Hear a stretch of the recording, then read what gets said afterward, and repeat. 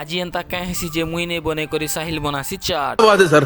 তো হেলো দাদা ভাই নানি মনে কেনতা অছ, ই ব্লগ দেখি করে এনজয় করব আর আমার চুটি বাবুকে বি টিকে দেখবো। টাটা মারবার বাহানারে আউ কিছু হি যাউথিসি। তো মুই লাগি পড়ছি মোর কাম রে, লেট নেই করি কিনা 4:30 দোকান বি খোলবার থিসি। তো দোকান বি ওপেন করি নেছি।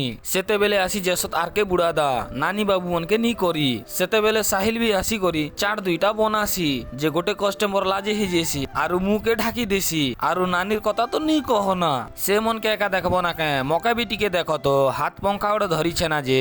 আমর আড়ে তো খরার তাপমান 45 ডিগ্রি থিসি, তমর আড়ে কেতে যে কমেন্ট কর। সেতে বেলে মকা চিপস দুইটা কিনি এস।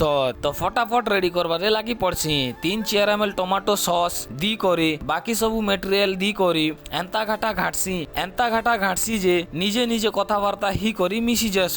তারপরে ফের বনে বনে প্যাকিং করি কিনা দেছি।